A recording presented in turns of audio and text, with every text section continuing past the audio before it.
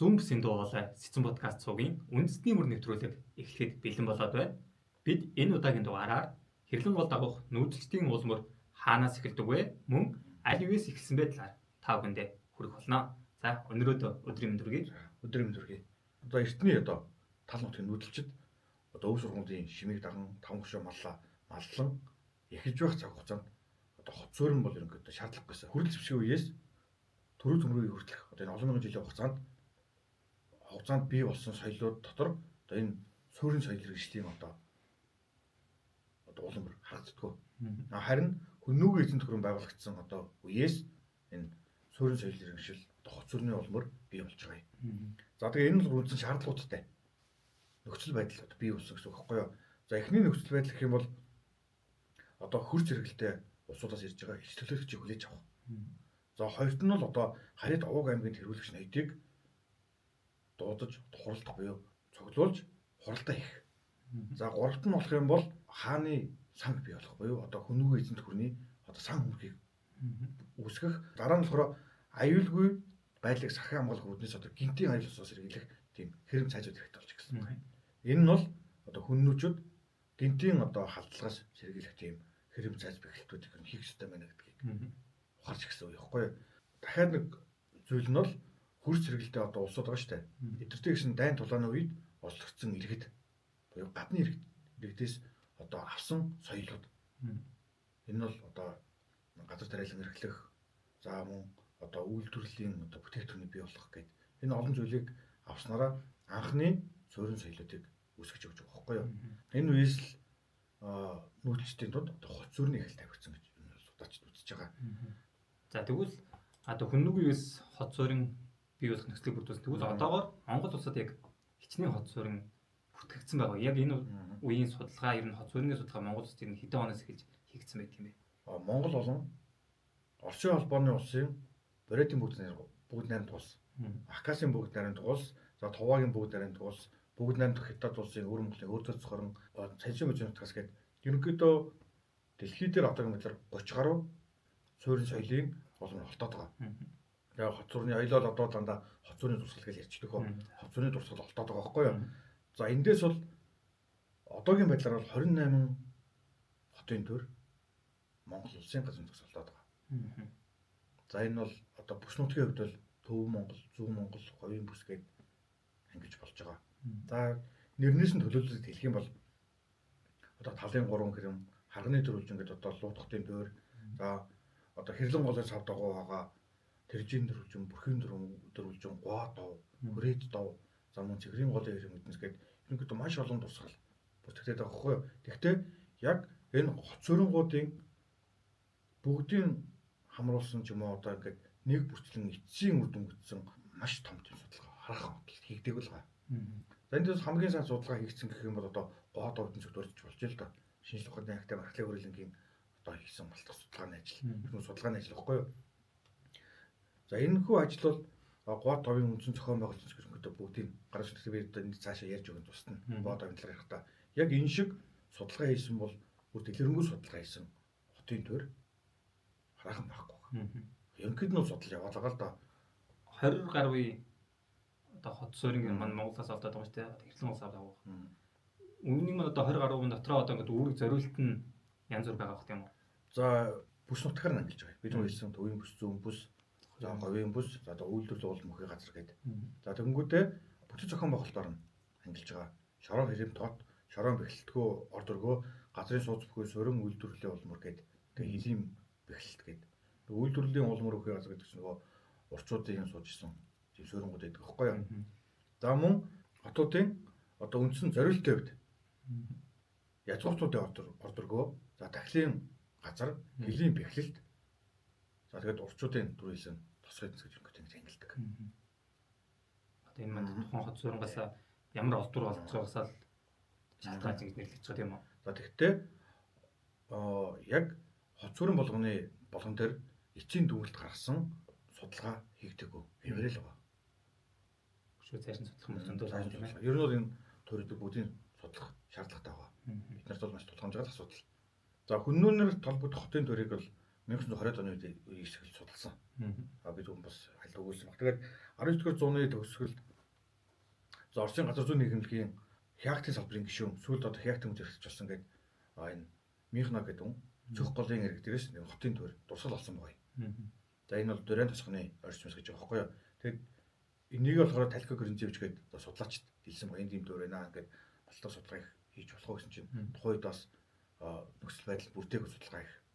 За тэгсэн чинь нөгөө Михно маань өөрийн одоо хэсэг нөхдөд хамт тухайн одоо дурсгал газар очиад хайгуул судалгаа юм малтлах хийсэн шиг байгаа. За тэгээд ерөнхийдөө шавар вар савны хагархай мөн морь онсон одоо тийм хөрөл тийм хүний дүрстэй хэзэл олсон байгаа юм. За тэрийг Хяактын мөдөд барьсан одоож Хяактын мөдөд хатгаж ийдэг юм үзмэр байхгүй юу. За тэгвэл энэ тухайн үедээ хүннүүгэл холбогдох дурсгал соёлын байсан гэдэг нь тодорхойлж чадаагүй.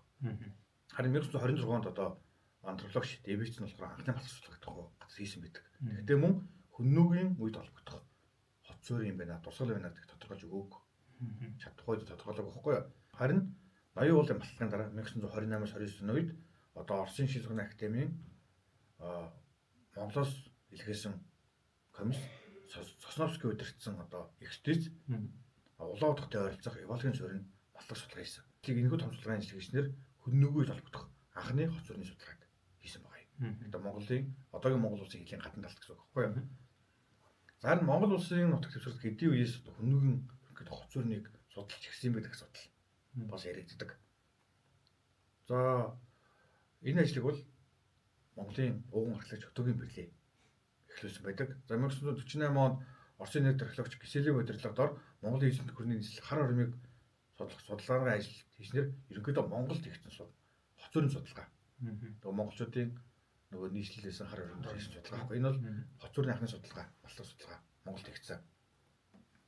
За тэр үеэс л Хөтөгийн Бэрлээ даахмт археологч маань ерөнхийдөө хот суурины одоо батлах судалгааны ажил гэж юм уу хийх, мөн архивын баримт төвшөөх, төвийн сурвалжуудыг судалж агаад Монгол орны газар нутаг дээр ерөнхийдөө маш олон хотын төр байдгийг тодорхойлсон. За тэгээд 1961 онд 300 гаруй хотын төрийн мэдээллийг цуглуулж одоо өөрийнхөө нэгэн бүтээлийг хэвлүүлсэн байгаа юм. Тэр нь болохоор Монгол ард улсын эрт дундад үеийн хот суурины төвчөн гэдэг бүтээл. Одоо ч судлаачдын эхэлж барьдаг судалгааны ууган бүтээл болсон. За Хөтөгийн Бэрлээ археологч маань Хүннүүгийн хотын одоо суурины дурсгалыг талаарх малтах судалгааг 1952 онд эхлүүлсэн байдаг. Тэр нь болохоор одоо би цааш өгүүлэх Гуотов гэдэг дурсгал газар байгаа юм. За Гуотовын дурсгалыг 1920-ад оны үед одоо содрог бичиг хүрээлэнгийн анхны цагирал одоо онгодын жамын сургаглан олж илрүүлсэн байдаг. За малтах судалгааг руу түүнээс хойш бэрлэгөө хийж одоо холбогдохын цагийг ерөнхийдөө тодорхойлж өгсөн. За бэрлэгөө малтах судалгаа ихтэй 13 газарт сорилтын малтах хийгээд гарсан олдвор хэрэглэгдэхүүн дээр нь үндэслээд өөрийн таамагаа дэвшүүлээд хүннүүгүйд холбогдох юм байна гэж дүгнсэн байдаг. Одоо ингээд матлаг хийгээд олдвор ингээд илэрч байгаа юм байна. Тэгээд тэрийнхээ цаг хугацаа нь одоо энэ тэр үед хамаарах юм байна гэдэг нь одоо яаж ингэж тодорхойлж өгдөг вэ? За энэ бол харьцуулсан судалгаа юм.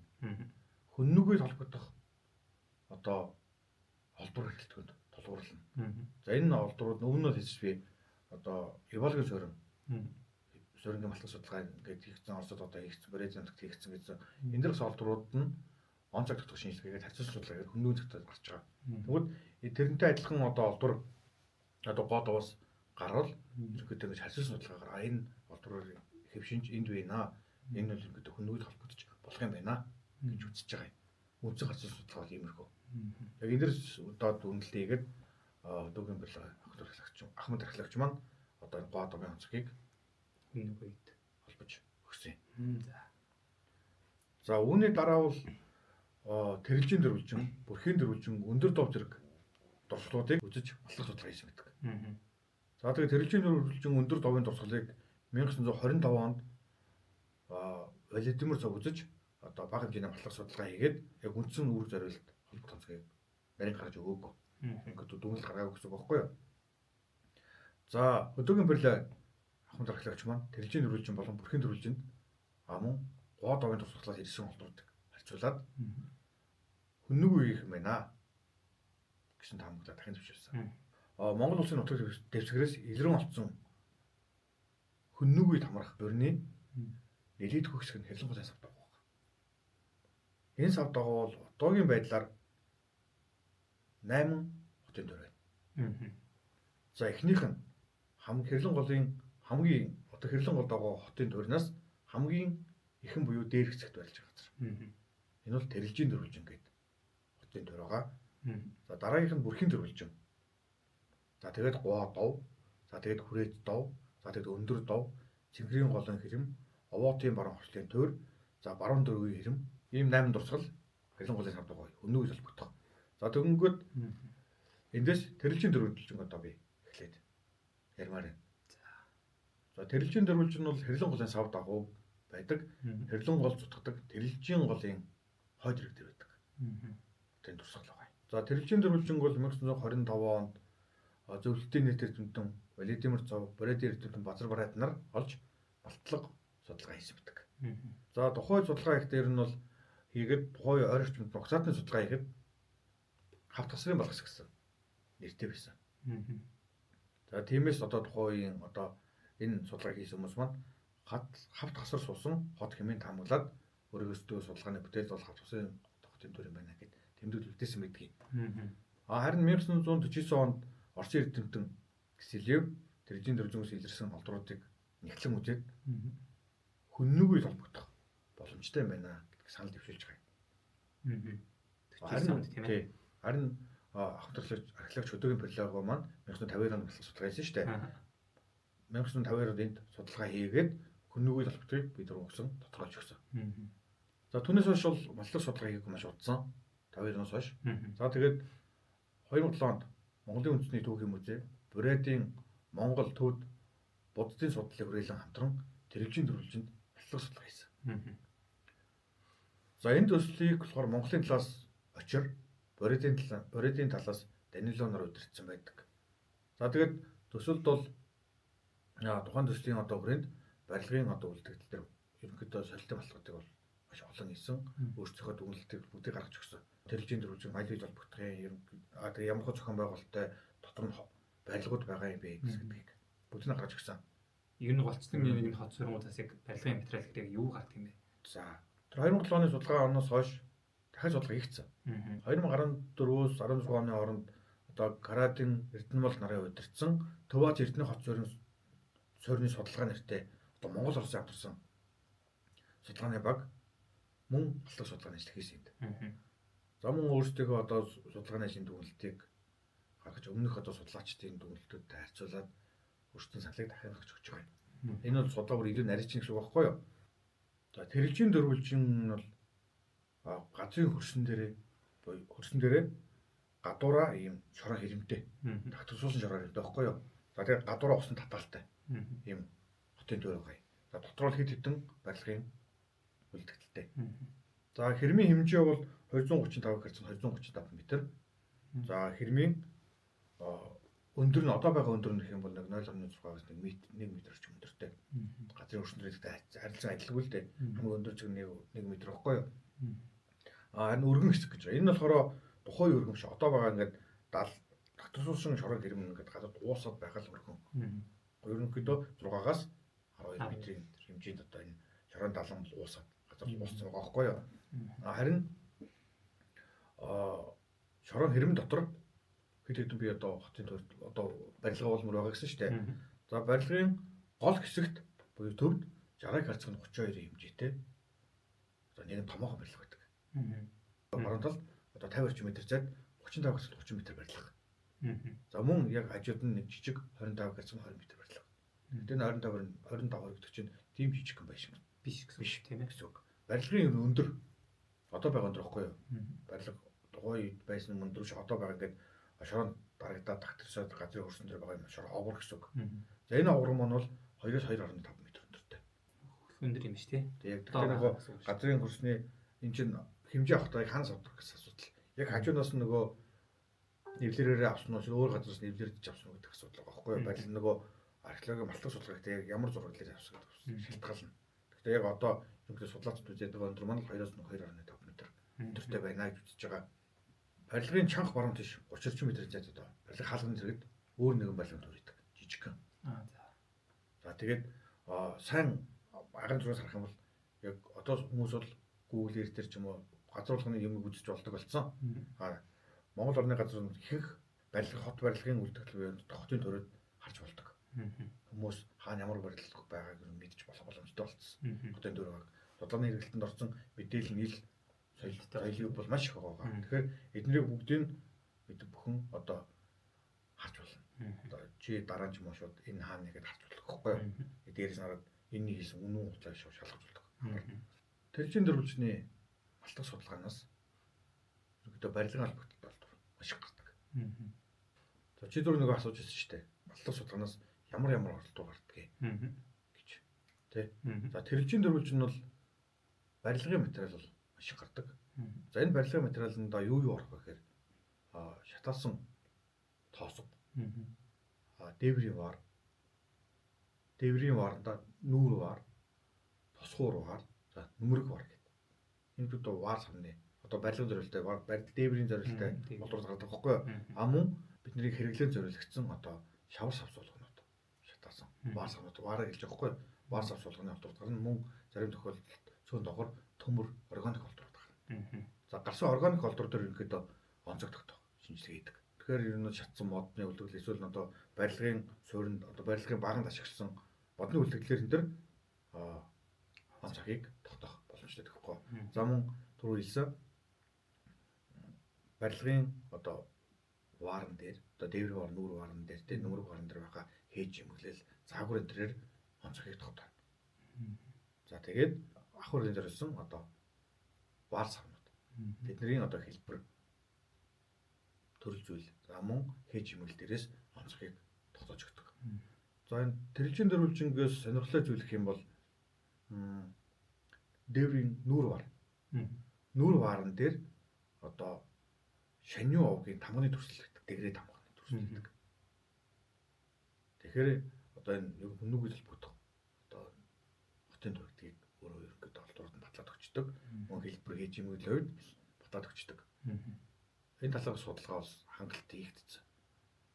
Бүр нарийн бол ихтэйгэл бас. Бас тэгтэл толтлол хийгдээгэл байгаа.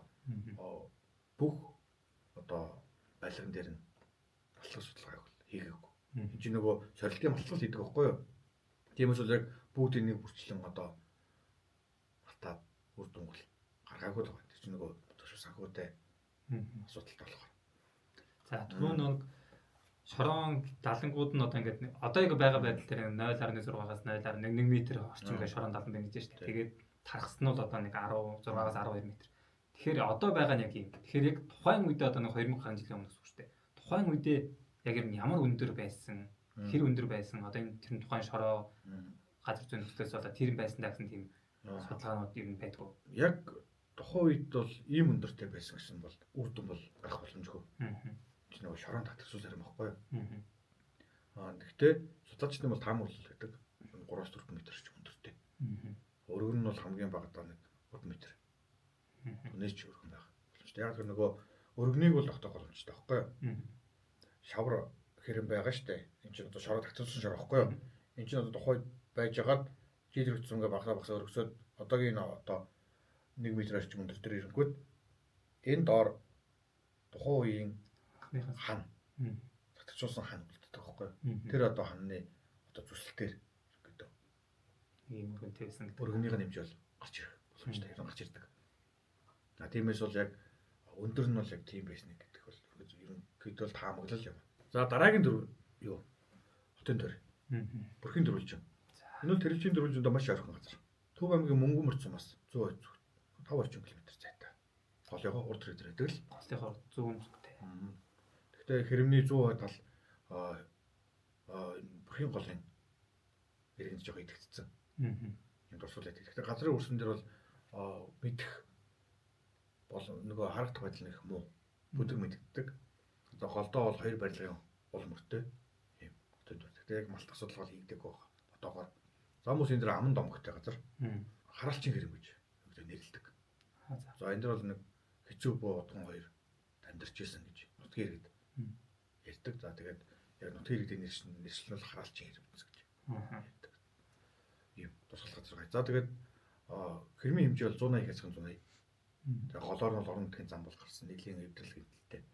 Нөгөө нөгөө тэржийн дөрвөлжин маань харин нэг хэвдрэл хэмтэл яг хүмүүсийн нөлөөх багтай.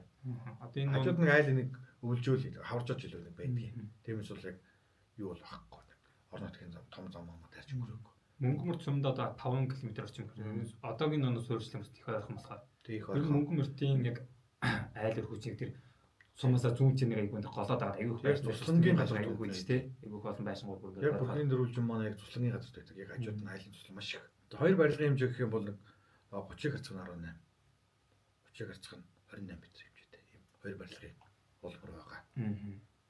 За тэгээд 1950-аар би түрүү хэлсэн чинь шүү дээ. 52 онд нөгөө хамтлагч өдөөгийн барилгаа бүрхийн дөрвөлжин, тэржийн дөрвөлжин гоод амьд батлах судлаач гэдэг гэдэг. Дээрээс нь илэрс олдрууд төр үндэслэл төр нь хүннүүгэл холбогдох юм байна тодорхойлоод өгсөн байдаг. За тэгээд наривчлан судалгаа хараахан хийгдэг байгаа. Бүрхийн дөрвөлжин дээр маань хэрлэн гол маань эндээс зайн бол нэг 5 орчим км л байгаа. Хэрлэн голын баруун хэвдэдэг. Бас нэг зутгалгын урд хэрэг дээр барьж байгаа. Хотын дээр баггүй юу. Тэгэхээр эртний одоо бидний хөгжиж өнөөчд маань юмцсан тэржийн дөрвөлжин гэдэг нэг суурьтай бүрхийн дөрвөлжин гэдэг суурь юм их хоёр ойрхон суурин дээр амьдардаг байсан. Хэрлэн голын зутгал голын хэрэг дээр, том голын хэрэг дээр яг хэрэг дээр биш. Яг хэрлэн голын хэрэг дээр бол хотын төр байгаа. Цааш яг та ирэх хөө. За тэг.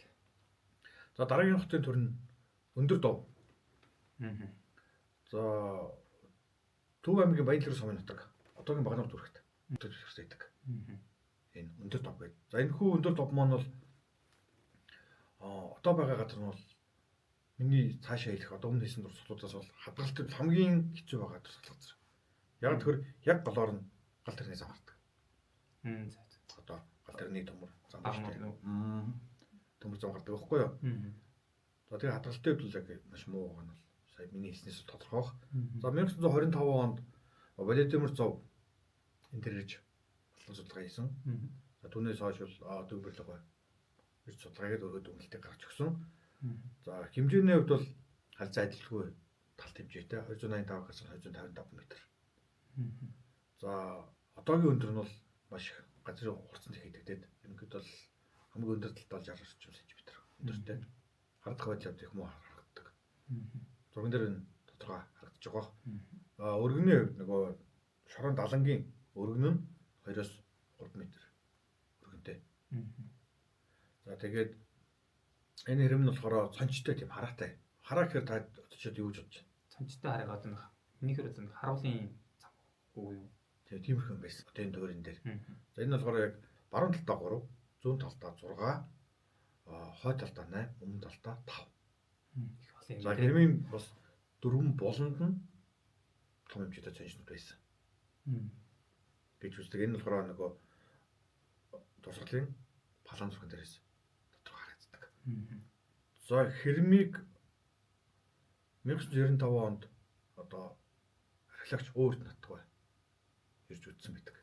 Тэгэнгүүтээ Чингис хааны их хатан бүсгүчний сууж исэн сайр хэрийн галуутан орд мөн болтой хэмээн тамаглаад дэвшүүлж өгсөн байдаг энд.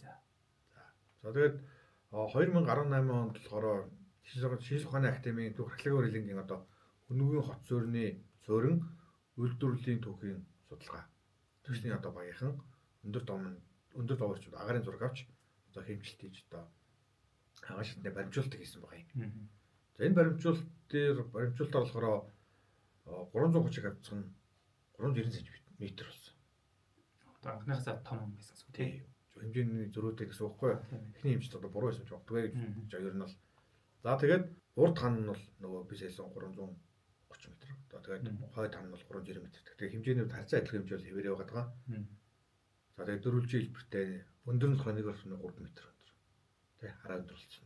Тийм ээ. Тэ хараа өндөр. За тэгээд баруун талдаа нэг жижиг барилга оронтой. Тэр нь болохоор 17 харьцах нь 16 м хэмжээтэй. За тэгээд барилгын өндөрлөг нь 1 орчим метр. Тэгээд бүр наривчсан болболтой судалгаа бол хийдэггүй. Тийм. Өнөөгний хотын төр байна. За тэгээд Багнуурт их ойрхон байдаг болохоор хүмүүс бол аялах замдаа ч юм уу үзэх бүрэн боломжтой газар. Тэгээд аялаа юу зургийн гүйтс гоё оруулаад харуулж тэ. Энэ зурган дээрээс Энэ зурган дээрээс бол дурсгалын байршил харагдчихна. Тэгэхээр хүмүүс бол очиод үзэхэд бол нээлттэй. За дараа нь болохоор хүрээт дов гэдэг өннүгийг холбогдох. Бүтэн төрөө гай. За мөн Багнуур дүүргийн нутагт хамаардаг. За Багнуураас зүүн хойш 10 орчим километр газарт за Баруун Байдлын голын одоо иргэд байрладаг. За энэ хотын төр маань бас хадгалтай нэлийн одоо муу. Яг тохироо Орсын цэргийн дивиз байрладаг. Байрлаж байсан энэ газар. Тэгээд дивизийн одоо нөгөө цэргийн зорилттой нөгөө нүх ухаж окоо өнтер байрш байгуулад ерөн жоо хадгалтай юм болгоц. За дурсгалыг анх Ахмад археологч Хөдөөгийн Берлогой за нутгийн иргэн Базарван гэдэг хүний заавраар олж үтсэн байдаг. За тэгээд 60-аад оны үед Германы археологч Шульцентэй хамт очиж эсрэг зургийг үлдсэн тухай үедээ. За бид түрүүс нөгөө цэргийн одоо сургуулийн талбай байсан гэдэг. Талбай болгосон гэдэг. За тэгтээ дурсгал газар дээрс бол барилгын газар холддог. Дээврийн ваар, нүүр ваар энэ төр гэдэг. Барилгын холбогдолтой олдрууд олддог болохоор нүгэл холбогдохын бол олдор дээрс нь ингээд харьцуулаад анхан одоо үдгэлтэй хийгээд өгсөн байдаг. За дурсгалын хэмжээ 400 гаруй 420 м. Бүр том хэмжээтэй. Хойд талын хаалга гэж байна. 22-оос 25 м. Өмнө талын одоо хэрэг байдлын голын одоо хэрний хэсэг нь байдлын гол усанд их идэгдсэн. Идэхгүй болсон байхгүй юу? Ер нь бол иймэрхүү газар. За тэгээд хэрмийн өндөр нь бол 0.5-аас 1 м өндөртэй. За 2 орчим метр өргөнтэй.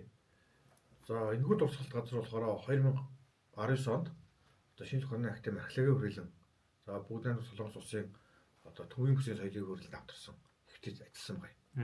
За тэгээд төв гიშгт байх ордонг одоо тодруулах зорилгын батлах судалгаа хийсэн. За тэгээд тухайн ордон болохоор Ваарн дээвэртэй сарвчтай байгууламж.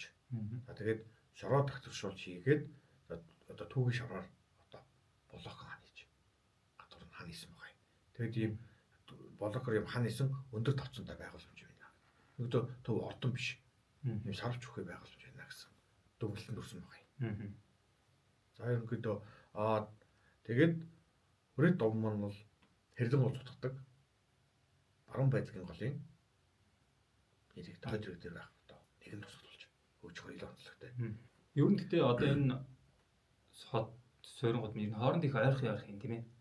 Мөнгөмөрт тэгээ Багнуур биш мөнгөмөрт Багнуур гэж одоо хоорондоо 70 км 60-аас 70. Тий, хэрлэн гол дагуугаар ер нь энэ эхний хэдэн хотууд хотын тойрог их хооронд их ойрхон. Тийм ээ тий. Одоо дараа нь хэлж байгаа Гуадов. Бид нарт бол маш ойрхон хэрлэн голын савд байгаа. Энэ бол хэрлэн голд бол хамгийн ойрхон хотын тойрогын нэг. Гэтэ хэрлэн голын иргэдэр хотын тойрог байгаа л да. Төв аймгийн Баян Жаргалан сум нутагт. За хэрлэн голын баруун эрэгт буюу цагаан харлагдах газар шүү дээ. За тэгээ Гуадов бол Монголын аман зохиол түүх сударт Бурхан халдуун уул онон хэрлэн голоотой зэрэгцэн дурдж ирсэн төдийгүй нутгийн аман домогт Чингис хааны отхон охины орд хэмээн хэлцдэг түүхт газар юм аа гэж байна. За Гуадовыг 1920 онд Судраг бичгийн хүрээлэнгийн дарга Монголын Жамянгой нутгийн ардаас сургалан болсон бөгөөд 1952 онд бид хүрээлсэн Хөдөөгийн Берлогой анхны батлах судалгаа хийж өнөөгөө болохыг дотор олж өгсөн гэдэг. Тэгэхээр Гуадов бол түүхэн аман зохиол нэрээр дурддаг газар. Энэ судлаачдад тодорхойлоод өгсөн. Гэхдээ аман домгороо Чингис хааны түүхэнд холбогдож байгаа газар байсан. Тэгэл Эртнээлийн дом энэ газар нутгийг монголчууд бол нүүдэлчдийн өвгөдөд холбоотой газар надад мэддэг байсан. Тэгэхээр энэ дов гэд нэрнүүд байгаа юм. Хүрээд дов, өндөр дов, Гуадов гэд яг хотын хэрэм доторогоо шорон одоо хэрмийн шорон барилгын үлдэгдлийн одоо үндсэн дээрээс энэ тоо бүтгэнийг өгöd байгаа юм. Ер нь бол за Гуадовыг бид нар хэлсэн Хөдөөгийн Берлогой батлах судалгаа гэдэг өөрийн төгөлтийг гаргаад өгсөн гэж. За 60 орчим жилийн дараа буюу 2013-аас 16 онд Шинэ Сүхбаатарын академи археологийн хүрээлэнгийн одоо батлах судалгааны баг одоо буюу одоо Монгол Солонгос хамтарсан одоо онцлог төслийн судлаачид тухайн газар геофизикийн танил судалгаа хийсэн байна. За энэ дээр бол энэ онцлог төслийн багийнхан бол маш их судалгаа хийсэн. Гуадовын одоо үндсэн зохион байгуулалтыг гаргаж өгсөн. Нүгээр бол хамгийн сайн судлагдсан хүннэг үеийн хоц зөрний дурсгал газар юм. Газар бол энэ Гуадов. За тэгээд Гуадов нь болохоор 200 гарсан 180 м хэмжээтэй шорон талантай. Энэ бусдад бол арай бага юм тий. Тэгээ арай багаагаа хэмжээнд арай жижиг. За тэгтээ хэрмийн хүрээ бас бүдэх мэддэг. Бүр ил тод биш. Харин голын барилгын төр буюу тэр тагтарсан доор нөгөө хадгалж үлчээд одоо шорон тавцсан бол их өндөр. Тэрнийхээ өндөрөөс ч одоо Гуадов гэж нэрлсэн баг гэж үздэг. Нэрийн бол. За голын барилга 35 хэмжээ 25 м хэмжээтэй. За барилгын урд ийм нарийнхан ийм орон байдаг гэж. Ийм барилгын ийм зам шиг орон. Гуадовын нэг онцлог гэх юм бол одоо шорон тагтарсан хэрмийн зүүн урд буланд нэгэн байгууламж болмор гэдэг. Бусдаас өөр тий. Одоо түрүү хэлсэн хотын одоо төрөдөд байхгүй нэгэн болмор байгаа. За энэ нэг бол хүний гараар бүтээсэн цөөрөг гэж байна. За хиймэл нуур. За тэгээ сүүл үед бол харганы төрөлжин буюу одоо Лууд хотын тойр нь ийм цөөрөнтэй байна гэж үзээд байгаа. Тэгээ бүр эцсийн үед бол гараагүй байгаа. Гараагүй байгаа. Тэгтээ судлаачд бол энэ цөөрөмийн бол болмор байж магадгүй байна гэсэн таамаглалт төвшүүлж явж байгаа. За Гуадов дээр геофизикийн талд судалгаа түн хийсэн гэсэн тий. За ингээд санал судалгаа хийгээд мөн малтаараа илэрсэн модны олдор, модны одоо үлдсэн. Энэхүү модны үлдэгдэл болсон одоо олдор дээр радиокарбоны судалгаа хийсэн. За энэхүү радиокарбоны судалгаа хийхэд нийтийн талын өмнөх 2 дугаар зууны төгсгөлөөс нийтийн талын өмнөх 1-р зууны хагас үед холбогдсон. Тэр нь хүннүүчүүдийн ихэнх үед холбогдох одоо хотын төр байна гэж бүгд гарч байгаа юм. Мөн геофизикийн талд судалгаа хийгээд үр дүн гарсан байна. За тэгээд энэ судалгаагаар цөөрмийн одоо ханыг байгалийн хөрснөөс ялгарах материалаар шавж бэхжүүлсэн тодорхойлсон. Тэгэхээр нөгөө түрүүлсэн хүний гараар бүтээсэн цөөрөм байна гэсэн нь бол судалгааны явцад тодорхойлсон байна. Бусад хотууд дээр хийсэн судалгааны үр дүн бол ингэж хийгдэг. Тэгэхээр л нөгөө Гуадовын малтах судалгаа бол хамгийн сайн хийгдсэн, хамгийн сүүлийн малтах судалгаа. Цаашид гэхдээ яг Гуадов шиг ер нь өнөөгийн хоц зөрөм ер нь бусад Монголд хоц зөрөмийн судалгааг яг энэ шиг л хийх байх. Тэгэх юм бол одоо яг монголчууд бидэнд маш их хэрэгтэй. Бидэнд хэрэгтэй түүхийг бичиж өгөх байхгүй юу? Тиймээс бол оюун бол хүнүүг толгойдох хотын төр юм аа гэсэн л дүгнэлт дээр яваад байгаа болохоос ш. Яг энэ яг дотроо хэдэн барилгатай, энэ барилга нь хэдий төлбөрт, энэ барилгаас нь юу гардгийг ч юм уу те. Энэ барилга нь тийм үүрэг зориулалттай гэдэг бүр нарийнхан судалгаа заавал хийх хэрэгтэй. Тэр нь ирээд зөвхөн хийгдэх л байна. Ер нь хийгдэн л дээ. Эдгээр одоо тойрын маань хотын маань тойрууд энэ зураг дээрээс одоо маш тав харагдаж байгаа хаа хүмүүс бас сонирхол тийм нэг бас нарийн өөрснөө өсвөл интернетээс хайгаад газрын зургийг хайгаад харах бүрэн боломжтой тийм ээ. Тий. Дараагийн хотын тойр маань Цэнгэрийн гол ярим. Энэ бол Хэрлэн гол зутгах нэг жижиг зутгал болоо бай. За сурвалжийн мэдээ төвгөн сурвалжд байгаа мэдээлэл бол Цэнгэрийн голыг бол одоо нууц төвчөнд байгаа Цэнгэр горих гэж үздэг. За Цэнгэр горих маань бол Эдийн аймгийн Цэнгэрэн сумын нутагдах одоо Ногоон нурууны баруун хойд билээс яхан урсаад Ногоон нурууны баруун талаар урсаж Цэнгэр мандал сумын Хэрлэн тоон уулын зүүн талаар урагшаа урссаар байгаад Эдийн аймгийн Баянмөнх сумын зүүн талаас Хэрлэн гол зутгадаг.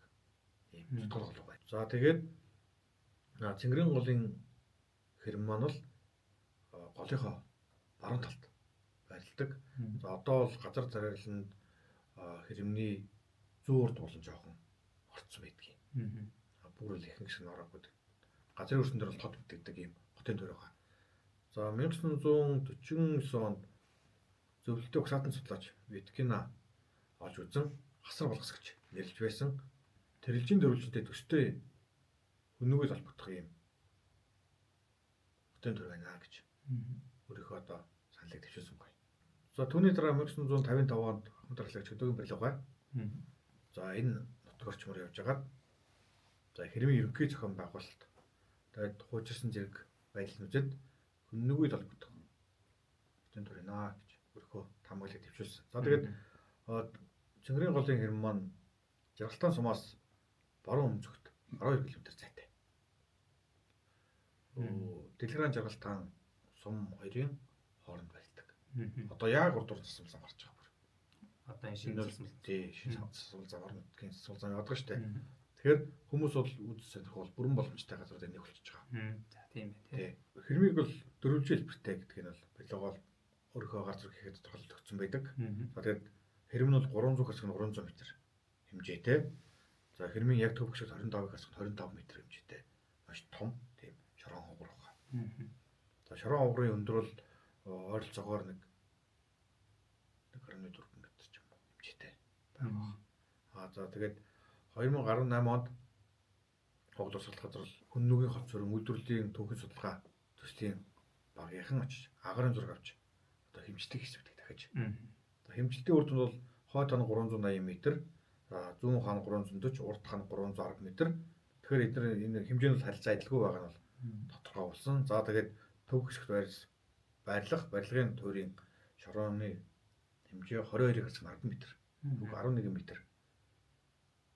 Одоо байна гэж үзсэн. За хэрмийн дотор болон ойр орчмоос төвөр тийм болдор болцдог. Ер нь бол баггүй. Тийм үү? Тий. За тэгээд малтар судалгаа харах хийдэг байгаа. Ийм газар зохион байгуулалт хэлбэрээрээ хүннүгүй толбогдох тусал гэж одоо үзэж байгаа. Малтар судалгаа хийх шаардлагатай ийм төвхөн газруудын тусал газруудын нэг байгаамаа. За тэгээд Хэрлэн голоос бол хамгийн хол байрлаж байгаа тусал газар. Яг Хэрлэн голоос зүүн тишээ шууд шулуунаар 50 км байна. Ер нь гэдэг нь хоол уснаа их ойрхон байх юм тийм ээ. Уут обмон яг Хэрлэн голын бараг гэдэг шүү дээ бараг. Тий. За дараагийн хотын төрөл Уутын баруун хотын төр. За энэ бол Хинтээ аймгийн Баян-Овоо нутагт байдаг Хэрлэн голын хойд хэрэг дээр. За Баян-Овоо сумаас зүүн тиш 13 км. Дурсгал газар байгаа юм. За дурсгалын хадгалт гамаа хот бол жоохон алдагдчихж байгаа. Энэ нь болохоор хүний хүчин зүйл биш, байгалийн хүчин зүйл. Ус гол эртний үед дурсгал газар ус орчдөг гэж байна. Иймэрхүү хадгалт гарч байгаа онцлог.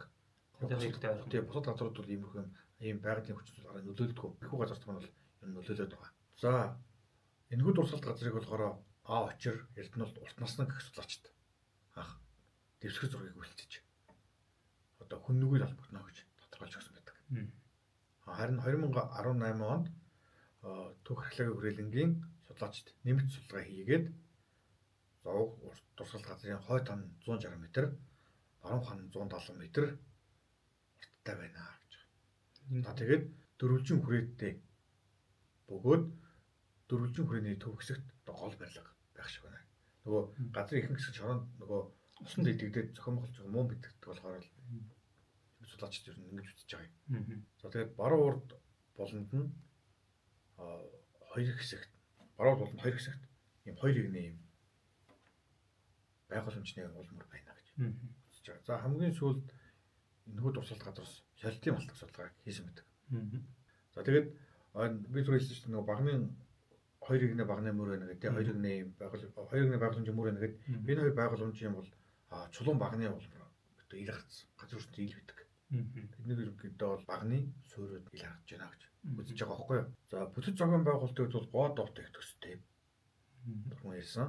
За тэгээд тэрэлжийн дөрвөлжин хүрээ дотрог Хэрлэн голын савд байх тусгалаас гардаг олдвор нь адилхан байна гэж үзэж байгаа. Тэгээд энэ дээрээс бол хүннүгүй толбогдох одоо тусгалт газар байна гэж дүгнэлтээр гарч байгаа байхгүй юу.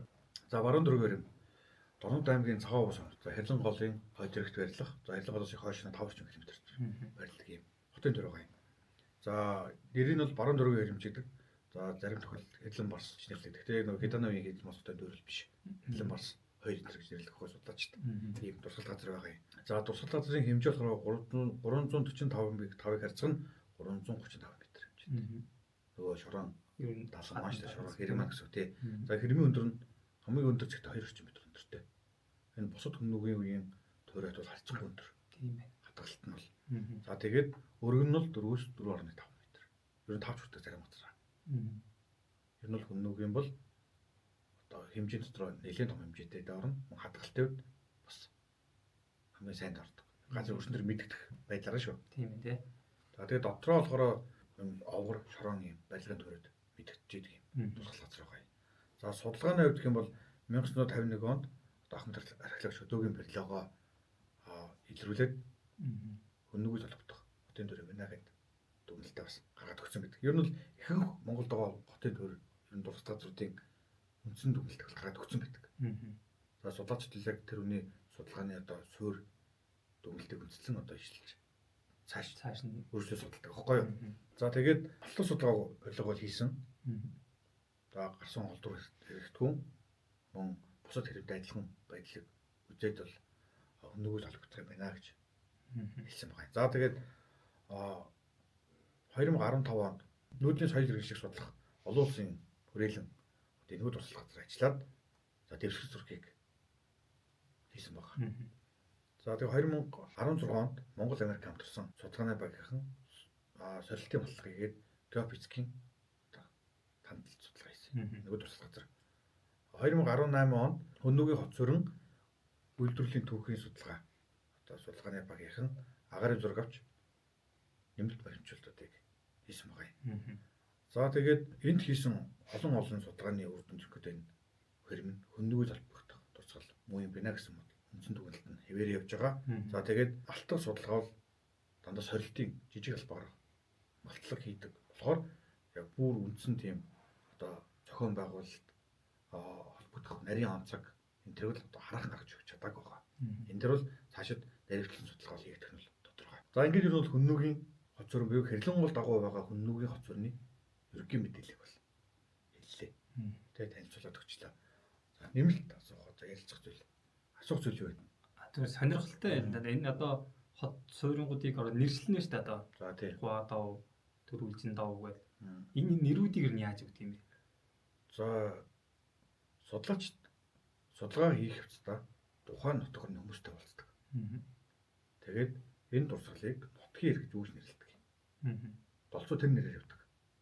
Тэрэлжийн төрүүлжин, бүрхийн төрүүлжин, өндөр дов, хүрээд дов, гоо дов гэдэг. Энэ дандаа нутгийн иргэдийн нэршил. Тухайн нутгийн одоо нэршлэр л явагддаг. Тэрнүүд нь бол зарим тохиолдолд за дурсгал нь яг тухайн газрынхаа буюу яг уулзлага нэрээр явдаг. Тэрэлжийн дөрвж байгаа тэрэлжийн гол иргэд дээр байгаа. Тэрэлжийн гол иргэд дээр байгаа дөрвөлжин хэлбэртэй байгууламж. За бүрхийн дөрвөлжин байгаа. Бас бүрхийн гол иргэд дээр байгаа байгууламж. За өндөр дов, хүрээд дов, гоо дов энэ төр болохоор одоо дов хэлбэртэй бичигдэж ирсэн байна. За цэнгэрийн гол хэрэм болохоор яг цэнгэрийн голын иргэд дээр байдаг ийм хэрэмний үлдэгдэл болохоор яг тэр нэршлиг яваад байгаа байхгүй юу? Тэгэхээр бол нэршлиг бол яг тухайн ойрогч амьдарч байгаа хүмүүс л нэрийг өгнө. Судлаач тэрийг бичиж аваад өөрсдийнхөө судалгааны тэмдэглэл бичснээр тэрхүү нэршил яг одоо бид нэр хэлээд байгаа нэршил болж өгдөг. Маш сонирхолтой мэдээллийг хүргэсэн. Өнөөдөр баярлалаа. Зүүн бүсийн дуугaalаа Цэцэн подкаст цугийн үндэсний мөр нэвтрүүлгийн энэ удаагийн дугаар энэ хүрээд өндөрлөж байна. Дараа дахин уулзлаа. Баяртай. Баяртай.